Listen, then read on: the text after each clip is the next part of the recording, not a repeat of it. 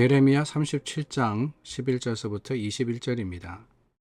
갈대아인의 군대가 바로의 군대를 두려워하여 예루살렘에서 떠나매 예레미야가 베냐민 땅에서 백성 가운데 분깃을 받으려고 예루살렘을 떠나 그리로 가려 하여 베냐민 문에 이른즉 하나냐의 손자요 슬레마의 아들인 이리야라 이름하는 문지기의 우두머리가 선지자 예레미야를 붙잡아 이르되 내가 갈대아인에게 항복하려 하는도다.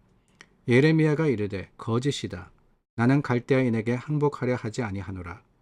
이리야가 듣지 아니하고 예레미야를 잡아 고관들에게로 끌어가매 고관들이 노여워하여 예레미야를 때려서 서기관 요나단의 집에 가두었으니 이는 그들이 이 집을 옥으로 삼았음이더라.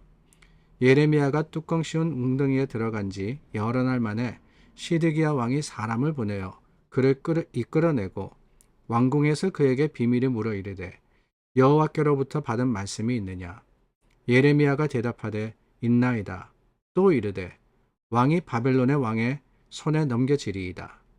예레미야가 다시 시드기야 왕에게 이르되 내가 왕에게나 왕의 신하에게나 이 백성에게 무슨 죄를 범하였기에 나를 옥에 가두었나이까? 바벨론의 왕이 와서 왕과 이 땅을 치지 아니하리라고 예언한 왕의 선지자들이 이제 어디 있나이까? 내 주 왕이여 이제 청하건대 내게 들으시며 나의 탄원을 받으사 나를 서기관 요나단의 집으로 돌려보내지 마옵소서. 내가 거기에서 죽을까 두려워하나이다. 이에 시드기야 왕이 명령하여 예레미야를 감옥들에 두고 떡 만드는 자의 거리에서 매일 떡 한 개씩 그에게 주게 하매 성중에 떡이 떨어질 때까지 이르니라. 예레미야가 감옥들에 머무니라. 시드기야와 예레미야 사이에 벌어진 일들이 계속해서 기록되고 있습니다. 시드기야 왕이 이 예레미야를 계속해서 싫어하고 미워하고 그리고 그를 가두었던 것을 우리가 보게 됩니다. 시드기야라는 사람이 어떤 사람이냐?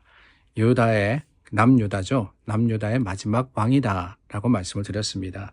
그런데 그가 어떻게 왕이 되었느냐? 37절 말씀해 보니까 요시야의 아들 시드기야가 37장 1절입니다. 죄송합니다.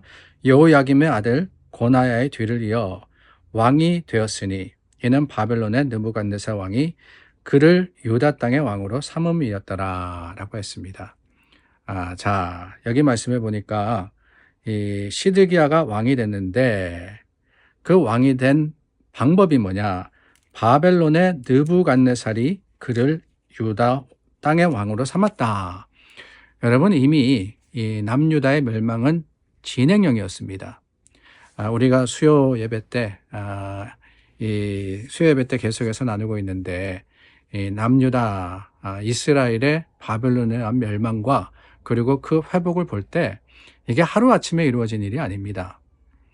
세 번에 걸쳐서 크게 세 번에 걸쳐 가지고 이스라엘이 멸망하고 또한 크게 세 번에 걸쳐 가지고 그 백성들이 돌아오게 되는데 이 시드기야 때는 거의 마지막을 향해서 치닫고 있던 때입니다. 이스라엘의 여러 왕들, 남유다의 왕들이 이미 폐위되기도 하고 여러 가지 방법으로서 그 자리에서 내려오기도 하고 마지막으로 이제는 바벨론의 그 세력이 예루살렘과 이스라엘을 다스리고 있던 상황이거든요. 근데 완전하게 멸망되기 전에 바벨론이 이스라엘에 그러니까 꼭두각시 왕을 세우는 겁니다. 그게 누구냐? 그게 바로 시드기야였어요. 바벨론의 왕이 시드기야를 왕으로 삼았다. 근데 그 반면에 여러분 우리가 예레미야서 37장까지 왔는데 이 예레미야가 하나님의 예언자로서 선지자로서의 역할을 감당하게 된 그 이유가 뭐냐? 출발이 어떠했느냐? 1장 말씀에 이런 말씀이 있습니다. 하나님의 말씀이 임하여 이르시되 내가 너를 모태에 짓기 전에 알았고 내가 배에서 나오기 전에 성별하였고 너를 여러 나라의 선지자로 세웠노라. 그러니까 하나님께서 이미 계획하셔서 예레미야를 이때 부르셨다라고 하고 있는 겁니다. 예레미야가 선지자로 쓰임받은 것 어떻게 된 거예요? 어떤 사람의 계획이었습니까? 아니면 예레미야가 어느 날 갑자기 내가 하나님 말씀을 전하겠다 자원한 겁니까? 아니라는 거죠. 하나님께서 이미 성별이라고 했습니다. 거룩하게 구별시켰다는 거예요. 예레미야를 준비시키셨습니다. 그리고는 선지자로 세우셨습니다. 그리고 하나님의 말씀을 대언하는 예언자로 쓰셨습니다. 하나님의 계획과 하나님의 섭리 가운데서 예레미야는 그에게 맡겨주신 사명을 감당하게 되었더라라고 하는 거예요. 그렇기 때문에 예레미야는 어떻습니까? 하나님을 두려워하고 그 하나님의 말씀을 전하기에 최선을 다합니다. 세상에 여러 가지 위협이 있었지만은 유혹도 있었을 겁니다. 그러나 그럼에도 불구하고 여전히 불굴의 마음과 모습으로서 하나님의 사역, 그 사명을 감당한 이유가 뭐냐?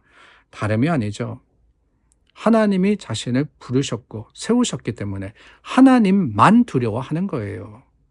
여호야김이 위험하든 아니면 시드기야가 위협하든 백성들이 싫어하든 아니 그 어느 누구가 가두든 때리든 아니면 죽이려고 하든 상관없습니다. 왜? 그들이 두려움의 대상이 되는 게 아니라 하나님을 경외하는 그 예레미야의 마음이 그의 삶과 또한 그의 사역의 주축이 되었기 때문에. 그런데 여러분, 우리는 어떻습니까? 아니, 시드기야는 어땠습니까? 시드기야가 두려워한 것은 무엇이었을까요? 바벨론이었죠, 바벨론. 바벨론의 왕이 자신을 세웠기 때문에 그 바벨론이 또한 자신을 왕위에서 끌어내릴 수도 있고 자신을 죽일 수도 있다라는 두려움을 가지고 살았던 겁니다. 그러니까 어떻게 해요? 항상 고민하는 거죠. 어떻게 하면 미움을 받지 않을 수 있을까? 아니 더 나아가서는 생각합니다. 어떻게 하면 저들의 세력에서 벗어날 수 있을까? 그래서 애굽을 끌어들였던 것 아니겠어요?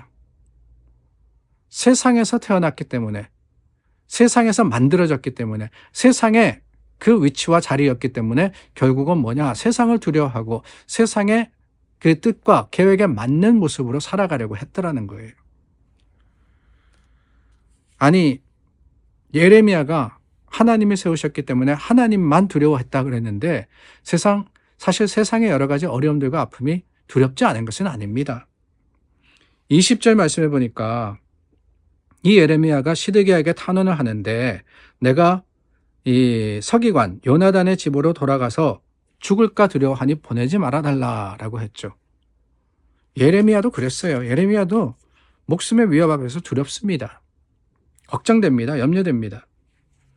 그러나 여러분 중요한 것은 세상의 위협을 두려워할 수 있지만 판단할 때 세상 vs 하나님이라고 할 때 무엇을 선택하느냐 이게 중요한 거 아니겠어요?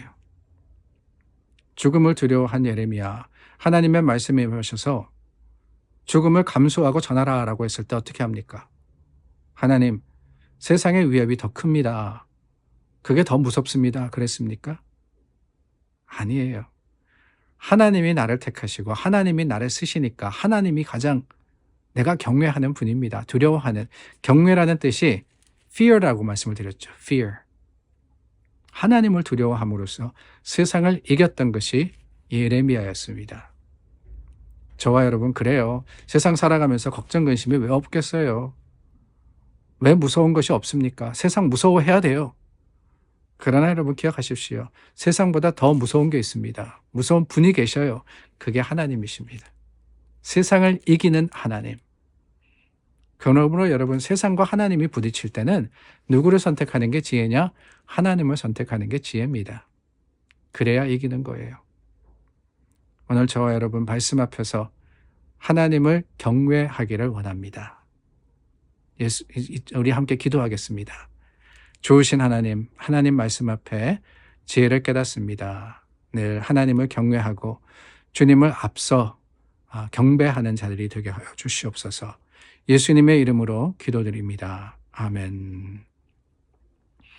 오늘도 하루를 믿음으로 시작합니다. 주님 안에서 승리하고 주님의 말씀 따라서 행하시는 여러분들 되시기를 예수님의 이름으로 축원합니다.